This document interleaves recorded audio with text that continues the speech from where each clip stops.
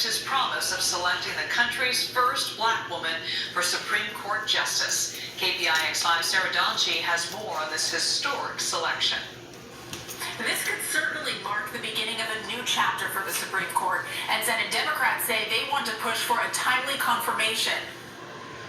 Hello? Judge Jackson? Yes.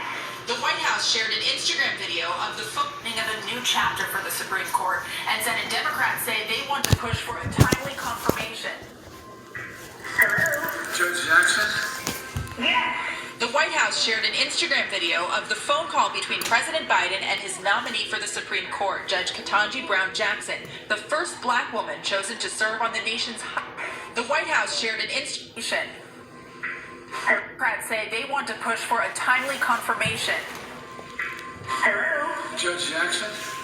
Yes. The White House shared an Instagram video of the phone call between President Biden and his nominee for the Supreme Court, Judge Ketanji Brown Jackson, the first black woman chosen to serve on the nation's highest court. I'd like you to go to the Supreme Court. How about that? Democrats say they want to push for a timely confirmation. Hello? Judge Jackson? Yes. The White House shared an Instagram video of the phone call between President Biden and his nominee for the Supreme Court, Judge Ketanji Brown Jackson, the first black woman chosen to serve on the nation's highest court. I'd like you to go to the Supreme Court. How about that? Sir, I would be so honored. President Biden introduced Judge Jackson to the American people from the White House Friday. She strives to be fair, to get it right, to do justice. The 51-year-old federal appeals court judge is a Harvard Law School graduate who was a law clerk for Justice Stephen Breyer, the man she will replace if confirmed. I can only hope that my life and career, my love of this country and the Constitution, and my commitment to upholding the rule of law and the sacred principles upon which this great nation was founded will inspire future generations of Americans. Legal experts say Judge Jackson's nomination doesn't just make history, but that if she is seated, she could restore trust in the system at a critical time. The institution of the court, if it looks like the very people who will be subject to its decisions, those folks are going to have more trust in the process and in the court. Retired Judge LaDoris Hazard Cordell also hopes Judge Jackson will be a consensus builder. That she will be able to somehow bring some of these justices together and get them to listen to one another and function as the Supreme Court ought to. Judge Jackson is familiar with the confirmation process. She went through it last year when she was nominated to the district court. Even if she doesn't get any bipartisan support, Judge Jackson can still be confirmed if she gets all 50 Democratic votes plus Vice President Kamala Harris's tie-breaking vote.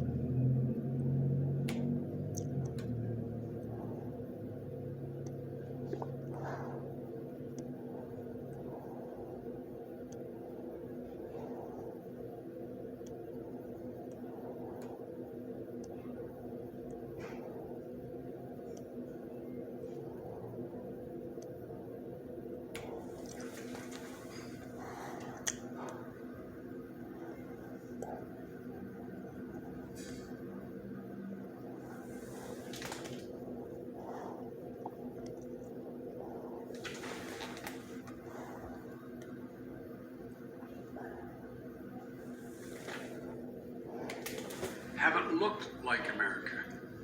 I believe it's time that we have a court that reflects the full talents and greatness of our nation. with a nominee of extraordinary qualifications.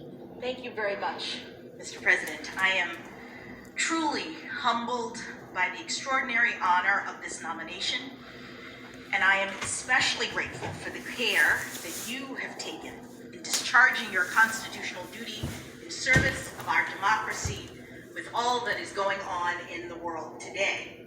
As it happens, I share a birthday with the first Black woman ever to be appointed as a federal judge, the Honorable Constance Baker Motley. We were born exactly 49 years to the day apart.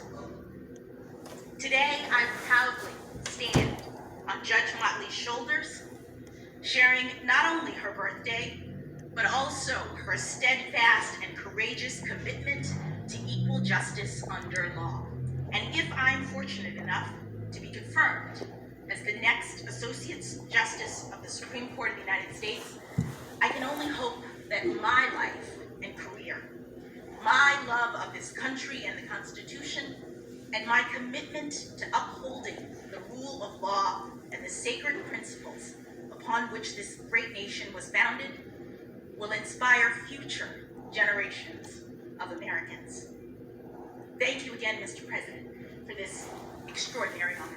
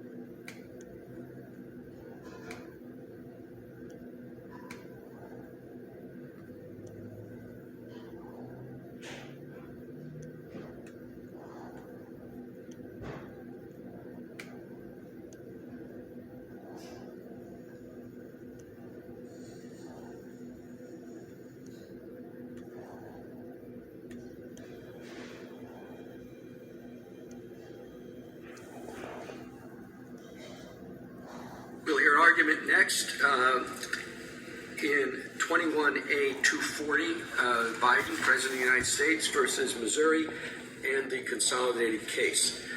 Mr. Flynn. Thank you, Mr. Chief Justice. And nursing homes and other Medicare and Medicaid providers serve patients who are especially vulnerable to COVID-19 in settings that are especially conducive to the spread of the virus.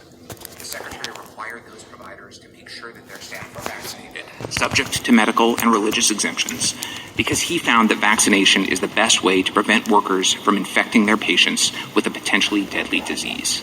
He also found that any delay in implementing that requirement would cause preventable deaths and severe illnesses. But the preliminary injunctions in these cases are delaying that urgently needed protection for Medicaid and Medicare patients in half the country. This court should stay those injunctions for two reasons. First, requiring medical staff vaccination during the pandemic falls squarely within the Secretary's statutory authority to protect the health and safety of Medicare and Medicaid patients. Vaccination requirements are a traditional and common way to curb the spread of infectious disease. Many healthcare workers are already required to be vaccinated against diseases like hepatitis, measles, and the flu. And the medical community overwhelmingly supports COVID-19 vaccination requirements, which have been adopted by providers around the country. Those requirements are, in short, the paradigmatic example of a health and safety measure. Second, the Secretary's decision was thoroughly explained and supported by the record. The states do not seriously deny that requiring vaccination will save lives. Instead, they predict that it will cause staffing shortages, especially in some rural areas. But the Secretary carefully considered that concern. He explained that experience from around the country shows that most workers actually will choose to be vaccinated rather than to leave their jobs in response to vaccination requirements. And he concluded that the risk of some temporary staffing shortages is outweighed by the urgent need to protect all Medicare and Medicaid patients during a deadly pandemic. Congress assigned those quintessential predictive and policy judgments to the Secretary, and the states have identified no basis to disturb his conclusions. I'd welcome the Court's questions. Counsel, are you relying on 1302A? The Secretary invoked, that's the Secretary's general rulemaking authority under the Social Security Act, and he invoked that general rulemaking authority as he typically does when he makes rules under the Act, but we're not relying primarily or on that. We're instead relying on specific authorities as to each category of covered providers that allow the Secretary to set standards that set the requirements for their participation in Medicare and Medicaid. I don't understand what you just said.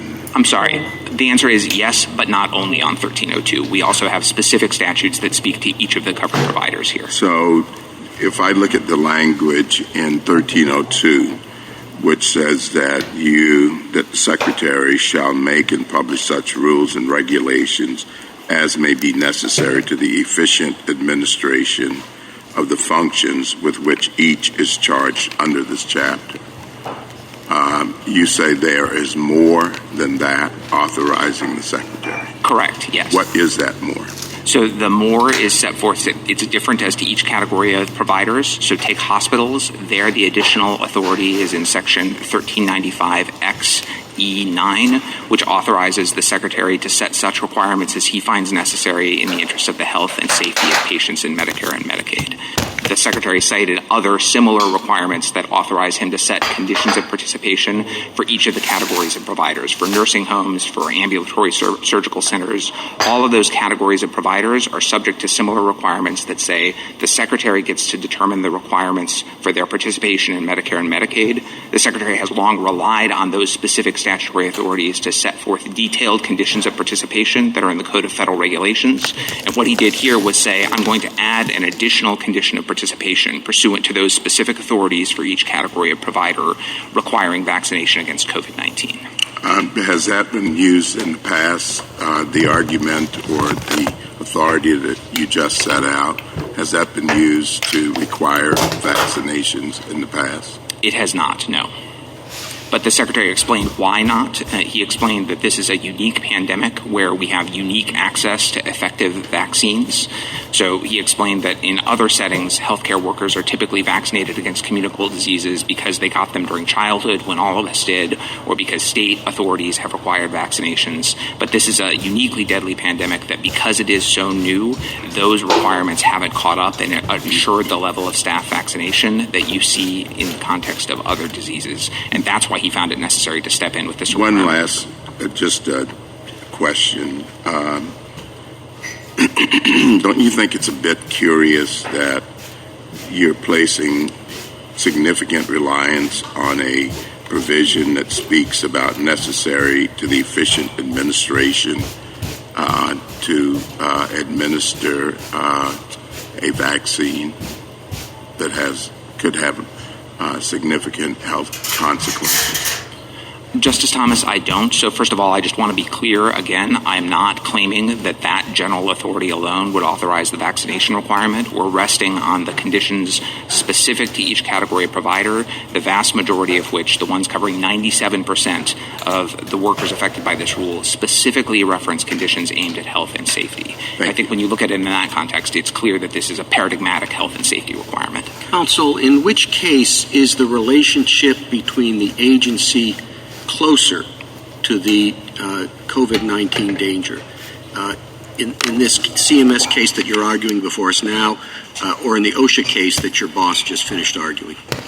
I think they're different cases. I think it's hard to say which one is closer. The OSHA case, the OSHA Act gives the Secretary of Labor responsibility for workplace safety, and you just heard why the COVID-19 pandemic is a grave threat in the workplace. CMS has authority to protect the health and safety of patients in Medicare and Medicaid, and explained at length why the COVID-19 pandemic is an acute danger to patients in that setting. So I think they're both very close. Well, maybe it expanded. Which is a more acute danger? OSHA, CMS, or the federal contractor vaccine mandate? Well, I think all of them. I think this gets to the question you asked my boss earlier, which is, the government is doing a lot of things in response to the pandemic, and I don't think that's a surprise. This is an unprecedented pandemic that touches virtually every aspect of American life, and so it does affect the authorities of lots of different federal agencies. You think the government has picked the three most pressing areas to address, and they're doing it in order? Or why OSHA, why CMS, why federal contractors, why not any host of other areas that are also, where COVID-19 is also a serious problem? Well, because the federal government is, as some of the questions earlier had suggested, a government with limited powers. The federal agencies have the authorities that Congress has given them. Congress has made OSHA responsible for workplace safety. Congress has made CMS responsible for Medicaid and Medicare patient safety. And those agencies have determined and explained their conclusions why those authorities are called upon here by the sort of unique threat that the COVID-19 pandemic poses in both contexts. I thought you might have said, and it may have been uncomfortable, but I thought you might have said we're dealing here in this case with health care, with Medicare and Medicaid. And what could be closer to addressing the COVID-19 problem to health than health care? I mean, people already get sick when they go to the hospital, but if they go and face COVID-19 concerns, well, that's much worse. On the other hand, OSHA, it's workplace. Yes, COVID is a problem in the workplace, and in some situations it may be a more serious problem. But it seems to me that if any of the three that I've been talking about anyway present a close connection, it would surely be between a health threat like COVID-19 and the government's health care. Mr. Chief Justice, I certainly don't want to disagree with that at all. I think there is an acute threat that COVID-19 poses in healthcare settings. We've seen that throughout the pandemic, especially in nursing homes and other congregate care settings, which are within the scope of this rule. I absolutely agree that Americans shouldn't be forced to choose between getting medical care and exposing themselves unnecessarily to a virus. And as we explain, healthcare workers have long been expected to take extra precautions, including vaccinations, in order to prevent them from infecting their patients. So I don't disagree with any of that, but in making all of those points, I don't want to undersell also everything you heard about in the first case about the grave danger that the pandemic poses for workers as well, in a way that implicates OSHA's authority too. Counsel, there is another significant difference that you haven't talked about. This is a spending clause case and not a general powers case. And I always thought that when you're talking about spending clause, that the government has more power to define where it wants to spend its money, correct? Absolutely. And to that extent, one of the major arguments raised by the other side here that I want you to address is what they describe as the enormous cost that this will affect on hospitals and the fact that it's affecting so many healthcare providers, etc. Could you please tell me whether this is unprecedented in terms of what CMS generally does? I can, and first, if I could, I'd like to put in context the cost. I think the Secretary's cost estimate was on the order of $1.3 billion, much of which will be borne by the federal government, which covers the cost of vaccinations. He put that in context by emphasizing that the healthcare spending in this country is $4 trillion, and that the costs in this case amount to about $125 per employee. So I don't think the costs of this rule, when viewed in context, are particularly great, and I think that it is not at all unprecedented for the Secretary to exercise the same authorities that I was discussing with Justice Thomas here, the authorities to set conditions of participation for hospitals and other providers in Medicare and Medicaid, to impose very detailed, very prescriptive requirements that would have very high compliance costs. This is not a place where it's unfamiliar to have the Secretary involved in the details of the management of healthcare organizations. Did the states have clear notice that by accepting Medicaid funds, they would be subject to vaccination requirements for staff at their state-run facilities? So the facilities, and this applies to all facilities in Medicaid and Medicare, not to the states as the administrators of their own Medicaid programs, but I acknowledge states do have state-run facilities. All of them are on notice that they're subject to the health and safety requirements that the Secretary may adopt from time to time. Obviously, they didn't have specific notice of the vaccination requirement because it didn't exist until the pandemic came about. But the way that the program operates is that all providers are on notice that they have to comply with the Secretary's regulations, which could change. So if they read the statutes that you are now relying on primarily, that would provide them clear notice that they might be subject to something like this vaccination requirement. It would put them on clear notice that they are subject to such requirements as the Secretary finds necessary in the interests of patient health and safety, which have long included infection control. In the past, that's been general. It's been requiring infection control plans that meet national guidelines, fire preparedness, emergency safety, things of that nature. So they have long been on notice that they are subject to requirements by the Secretary in the interest of patient health and safety. And I think this is a sort of heartland case of a measure to protect patient health and safety in the midst of a pandemic. I don't have before me the particular statutory provision that you spoke of earlier, but is it the case that some of many, if not all, of these additional statutory provisions on which you are now placing your principal reliance are definitional provisions rather than provisions that expressly authorize the Secretary to promulgate regulations? Is that correct or incorrect? They're both. So they are definitions. The provision I quoted earlier, 1395XE, is the definition of a hospital for purposes of the statute. Right. But in that definition, it says a hospital, and what it means to be a hospital is to be eligible for Medicare reimbursement. What it means to be a hospital is to meet the following specified requirements, including such other requirements as the Secretary finds necessary. So, right. But it doesn't say the Secretary is authorized to promulgate any regulations that protect the health and welfare of people in a hospital or in any of these other facilities. It says that the definition of a hospital and the definitions of these other facilities, by definition, they are facilities that are required to comply with regulations. As the Secretary finds necessary in the interest of patient health and safety, yes. Is there any limit to that power? Or what could the Secretary, what, if anything, could the Secretary not do if the Secretary finds that something is necessary to protect the health and safety of people in those facilities? Well, I think the major limit is the one in the text of the statute itself. The Secretary has to find that it's a requirement that's in the interests of patient health and safety, as the Secretary did here. I think the other constraints on that authority are the types of health and safety measures that you see in healthcare providers. So, and the way you know that this provision is within the Secretary's authority is that you see providers adopting it on their own. You see medical societies like the American Hospital Association, the AMA, the American Nurses Association recommending this policy. You see some states adopting this policy. I think all of those things are powerful confirmations that this is a routine, common, effective measure for protecting patient health and safety. One of the arguments on the other side is that you were required by statute to consult with the states before you did this. What is your response to that? There is a provision of the statute that says that when the Secretary sets conditions of participation for some of the providers at issue here in carrying out that function, he shall consult with the states.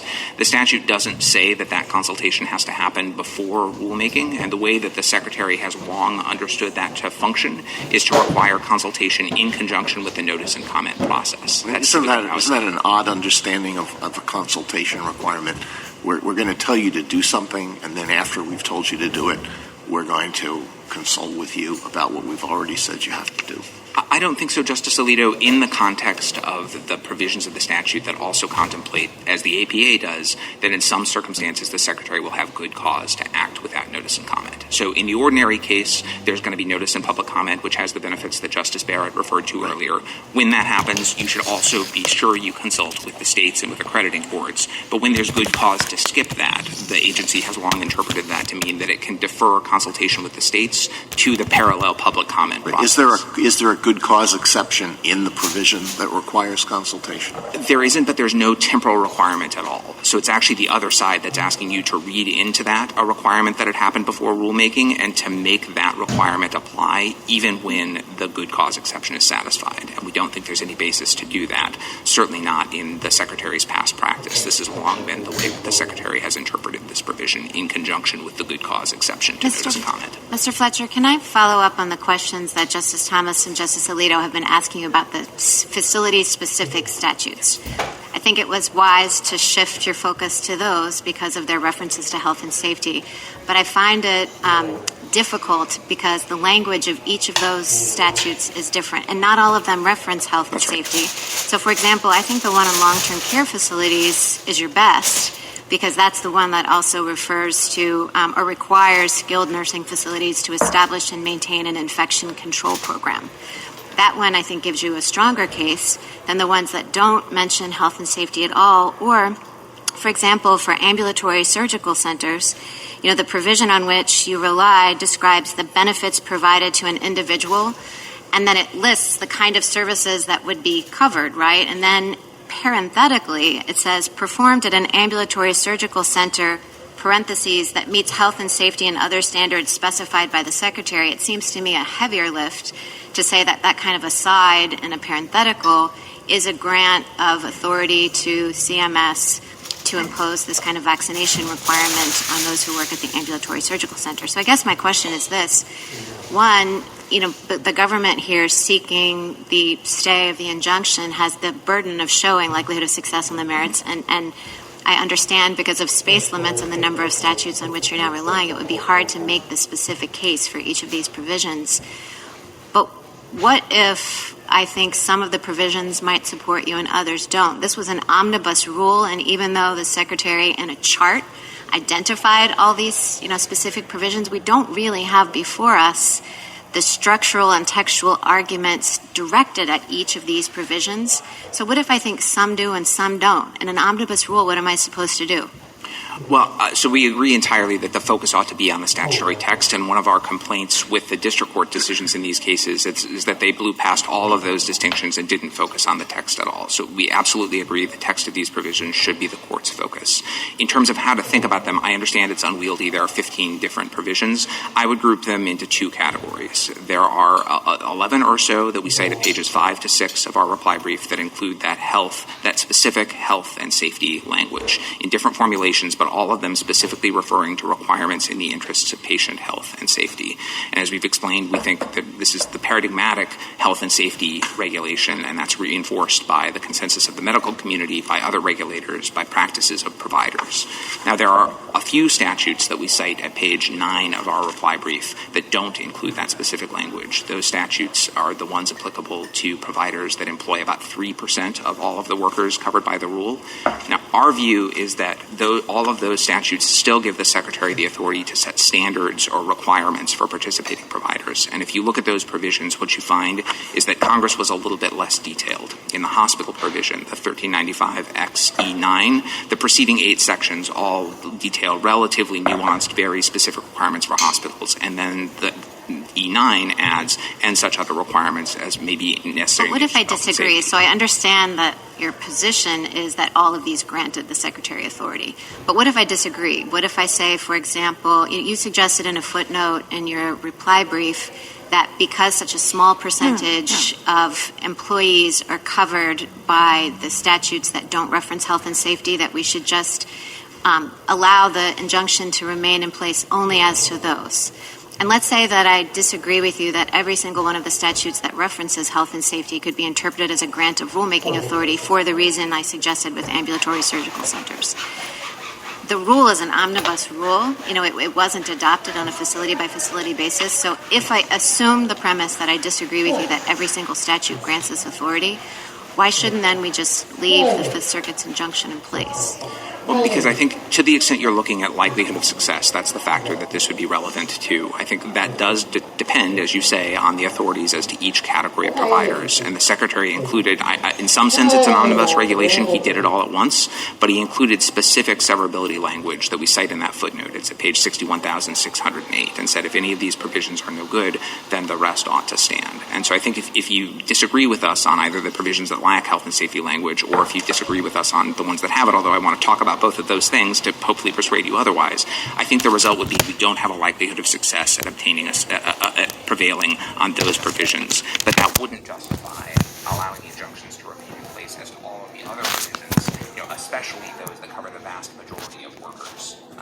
So I think that's the approach we suggested. That's Fletcher, I do understand that we could